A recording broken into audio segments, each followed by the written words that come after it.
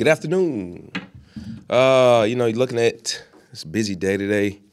Looking back at Sunday's game, obviously we didn't hold up our end of the bargain, but offense and defense did a great job of playing good complementary football. Obviously, there were too many penalties on our end. Some that we just can't happen. Others are understandable.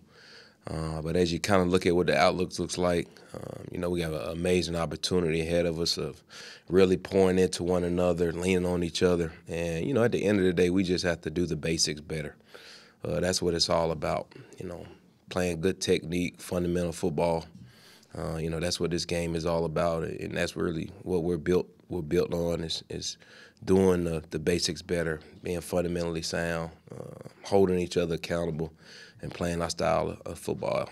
So with that, we get ready to head down to Atlanta, find a way to dig ourselves out of a little hole and get back to 500, and let's see if we can keep this thing going. It seemed like on Ty's kickoff return, the penalty didn't really affect the lane there that he got. So those are still encouraging signs from what you saw. Yeah, for sure. That was just an instance where you got 9 guys doing exactly what they're asked to do, executing at a high level. And IP was just kind of on the backside of the return. Just didn't have much urgency in his drop. And, again, he was making a physical play there, which I can understand. I'd rather you make that type of play than, whiff on the guy completely. But he just got a little too handsy right there and kind of tugged the guy down. That's kind of just the name of the game at times when you got rookies kind of involved in the game too. It's just all a learning experience for them. But we learn from it, we grow from it. But it's still an encouraging play when you look at really how it was well executed. There was a lot of movement going on from a kickoff standpoint that the guys picked up really, really well. Great job of blocking, getting down the field. Johnny Munt had a great block. J.O. leading out in front. I think he knocked down 2 guys on that. Ty did a great job of making people miss.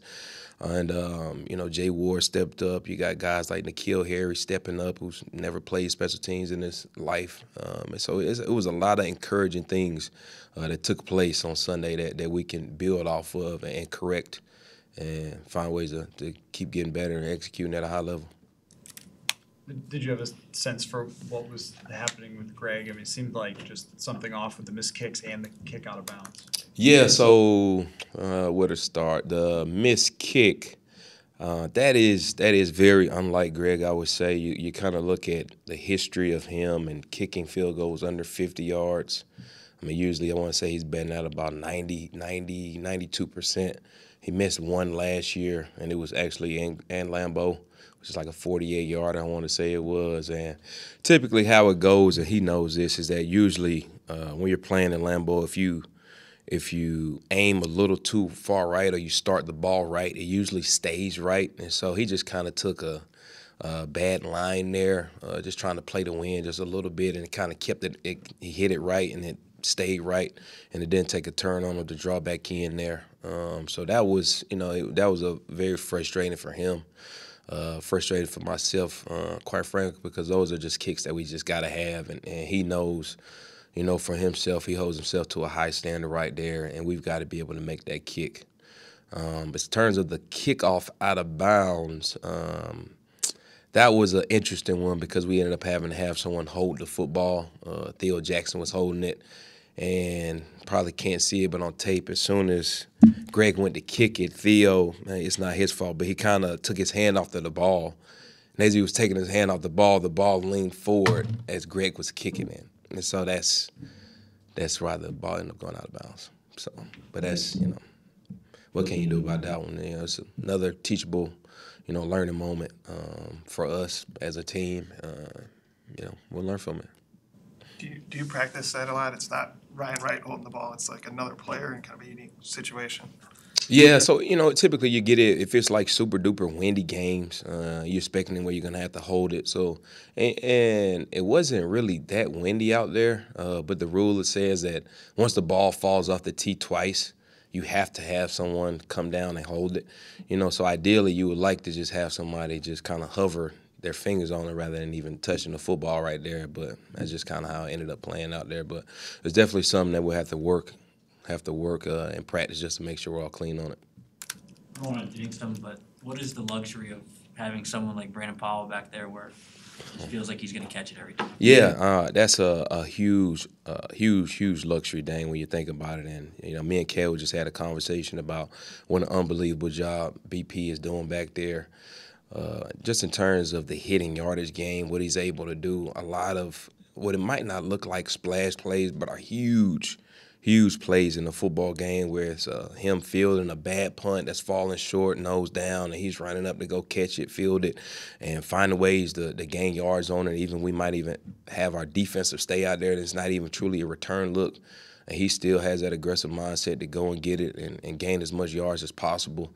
And it's been a true luxury, to say the least, about what that guy has been able to do, the energy that he brings to the room. He just had a great conversation with the group last week, actually, just holding guys accountable and what the potential is in this group and what we have to do on a week-in, week-out basis in order to achieve that, because it's not just going to happen, because we talk about it. We got to practice the right way. We got to prepare the right way. And at the end of the day, we got to go out and execute on Sundays. Seems like the importance of those hidden yards would go through the roof whenever you lose your starting quarterback for the season.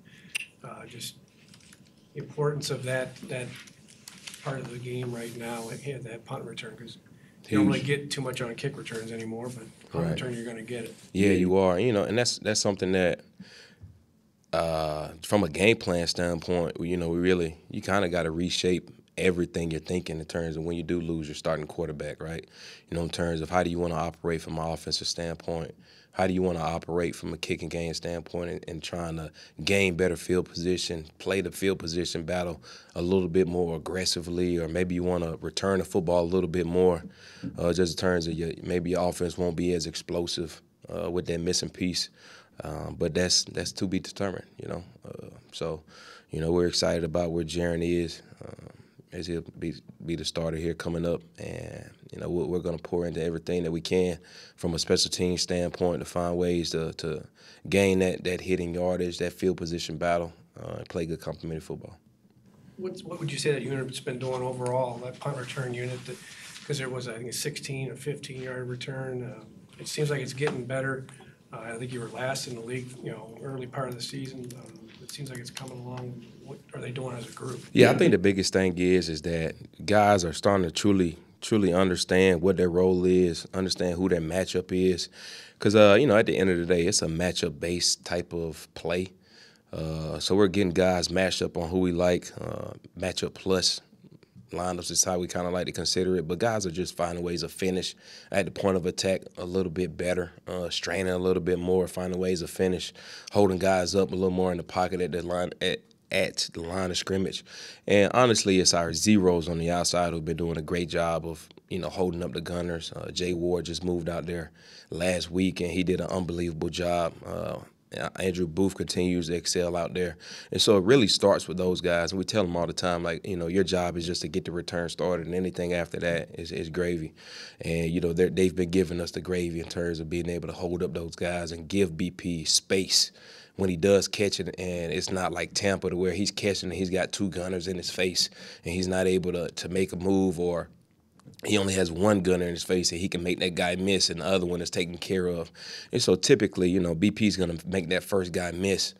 And so at least if we can just be able to get that thing started, that's the biggest key right there. But guys are just doing a great job of being physical at the line of scrimmage and finding ways to hold up and finish at the point of attack. That's kind of allowing us to spring some explosive returns. Are those the two guys you want to keep out there, or is Najee still?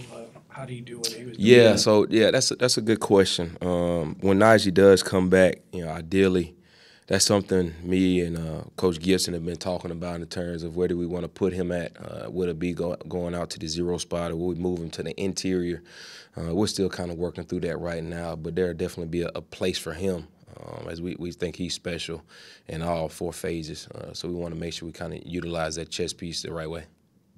Lewis Seen up, how did he handle some of those gunner reps? Lou did well. Really satisfied with Lou.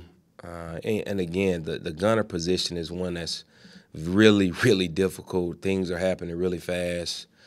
You run at 21 mile per hour, have the ability to decelerate, club guys by, get them stacked. What does my ability look like being able to make tackles on the football carrier, timing it up. But overall, I thought Lou had a great game. You look at what he was able to do on the kickoff return. I mean, him and Theo Jackson took a guy literally to the Gatorade coolers. Literally to the Gatorade coolers. And so, and that's what you look for out of Lou, for him to play fast. He's a physical guy. He understands the scheme. He's smart. And so, with that, we'll continue to find ways, because Lou, is going to be a matchup plus for us on a week-in, week-out basis, regardless of who he's up against, because of that combo and speed and power that he does have. Matt, when you were 0-3, Kevin said that he wanted to remain optimistic because that's how he's always going to be. Now, as you go through kind of another layer of adversity, I guess, where does his disposition show up? What is the value of having that sort of general outlook of being optimistic?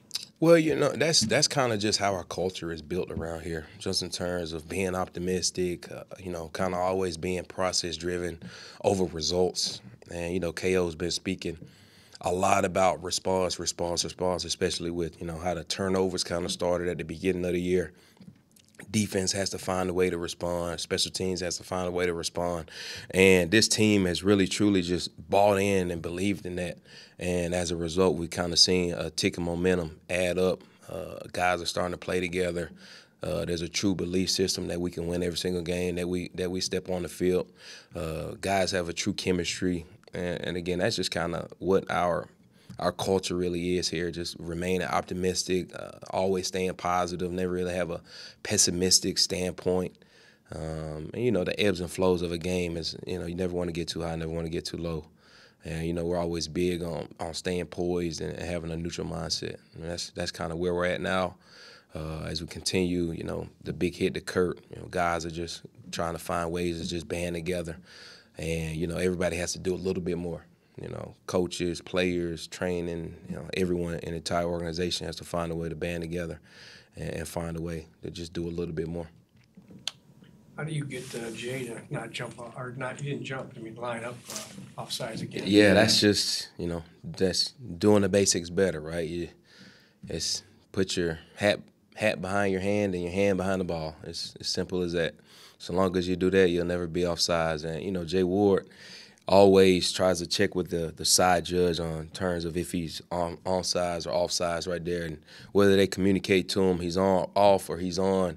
He's got to know that he can't line up and put his head beyond his hand, because that's a lot of times what's happening is he lines up here and he's peeking over to look at the football, and as he's peeking over, he doesn't realize that he's got his head is beyond his hand, which is kind of resulting in him kind of being in that neutral zone. And again, that's just a guy itching to make a play. He's really good off of the edge, affecting the kicker, and he did affect the kicker there to draw the miss, but it was at the cost of a neutral zone infraction, which we can't have. We just can't have those.